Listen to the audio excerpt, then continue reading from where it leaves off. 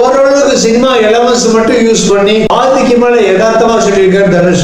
அதுதான் இந்த படத்தோட மிகப்பெரிய பிளஸ் பாயிண்ட். ஏன்னா ஹீரோ பில்டப்புக்கான சான்ஸ் இந்த படத்துல நிறைய இருந்தோம், அதெல்லாம் அவாய்ட் பண்ணி இந்த over build up, mass, multi dialogue, இந்த மாதிரி மாஸ் எலமெண்ட்டுகளை ஒரு இட்லிக்கு 4 கரண்டி சாம்பார் மாதிரி யூஸ் பண்ணாம 3 இட்லிக்கு ஒரு ஸ்பூன் கார சட்னிங்கிற மாதிரி நீட்டா யூஸ் பண்ணியிருக்காரு தனுஷ். அதே இன்டர்வல் பிளாக்ல ஒரு கோடோட சொல்லியிருப்பாரு தனுஷ். அதாவது இன்டர்வலுக்கு முன்னாடி தனுஷ் அருண் விஜயை போட்டு அடிச்சு முத்தி எடுத்துருவாரு. அப்ப இளவரசர், டே முருகா, இவனை போய் அடிச்சிட்டியடா, இவங்க பெரிய ஆளாச்சேடா, இவங்க உன்னை என்னெல்லாம் பண்ண போறாங்க பாருன்னு வார்னிங் பண்ணும்போது மத்த வழக்கமான தமிழ் சினிமாக்கள் மாதிரி தனுஷ் அப்படியே நம்ம கேமரா பக்கம் நம்ம பக்கம் திரும்பி அப்படியே விரல நீட்டி ஒரு சேலஞ்சிங்கான ஒரு பஞ்ச் டைலாக் சொல்லும்போது இன்டர்மிஷன் அப்படியே டைட்டில் போடாம கேமரா நேரா ஹோட்டலுடைய வாலுக்கு போகும். அங்க வால்ல ராஜகரன் ஏற்கனவே பெயிண்டால அகிம்சையே வெல்லும்னு ஒரு வாக்கியம் எழுதி வச்சிருப்பாரு. அதுக்கு கீழே இன்டர்மிஷன் டைட்டில் போடுவாங்க. அதாவது இடைவேளைக்கு பிறகு ஹீரோ வந்து வில்லன் குரூப்புக்கு அகிம்சை வழியில தான் ஆன்சர் பண்ண போறாருன்னு ஒரு கோடு வேர்டு மூலமா தனுஷ் சொல்லியிருப்பாரு. இது நல்ல வித்தியாசமான ஐடியா.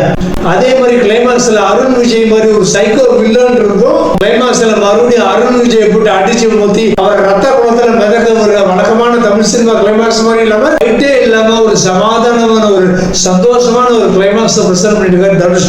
சூப்பர். இதை இப்ப இருக்கிற நியூ ஜென் 2K கிட்ஸ் எல்லாம் புரிஞ்சுக்க மாட்டாங்க. இவங்க எல்லாம் லோகேஷ் கனகராஜ், அருண் மாதேஸ்வரன், மாரி செல்வராஜ், முத்தையா மாதிரி வயலண்டான டைரக்டர்கள் பிரசன்ட் பண்ற குரூரமான ரத்தம் தெரிக்கிற வயலண்டான கிளைமாக்ஸ்களை என்ஜாய் பண்ணி பழக்கப்பட்டாங்க. இதுக்கு நம்ம சப்போர்ட் பண்ணி அப்ரிஷியேட் பண்ணி பேசினா நம்மள பூமர்னு நம்முடைய எமோஷனல் ஃபீலிங்ஸ் பத்தி இவங்க கிண்டல் பண்ணுவாங்க. ஆனா இவங்க தான் பேஸ்புக்ல ஆனா பொண்ணான்னு தெரியாத ஒரு ஃபேக் ஐடி கூட மானே தேனே பொன்மானே டார்லிங்னு நைட்டுக்குள்ள இன்பாக்ஸ்ல சாட் பண்ணிட்டு இருப்பாங்க. படத்துல ஷாலினி பாண்டே, நித்யா மேனன், அருண் விஜய், இளவரசு, ஆடுகளம் நரேன், ராஜகிரண், கீதா கைலாசம், சமுத்திரகனி, பார்த்திபன் டெய்லி கடைக்கு வந்து இட்லி சாப்பிட்டு ரிவ்யூ பண்ற தாத்தா, நித்யா மேனன் பொண்ணு கேட்ட ஒரு சமுத்திரகனியே, நீ எவ்வளவுதான் பணம் சம்பாதிச்சு இருந்தாலும் ஜனங்களுடைய அன்பை அதிகம் சம்பாதிச்ச தனுஷ் தான் என்னுடைய மாப்பிள்ளைக்குன்னு சொல்ற நித்யா மேனனுடைய அம்மா அவரை இந்துமதி, வாய் பேச முடியாட்டாலும் ராஜகிரனுடைய மறு ஜென்மமா வந்து தனுஷ் மேல பாசம் ஞாபகம் அந்த கட்டுக்குட்டி, இப்படி ஏகப்பட்ட கதாபாத்திரங்களுடைய கேரக்டர் ஸ்கெட்சிங் நல்லா இருந்தது. வசனங்கள் ரொம்ப நல்லா யதார்த்தமா இருந்தது. அதுல குல தெய்வங்களுடைய மகிமை, சக்தி, அவங்கள நம்ம ஏன் கும்பிடணும்னு ராஜகிரண் சொல்ற எக்ஸ்பிளனேஷன் நல்லா இருந்தது.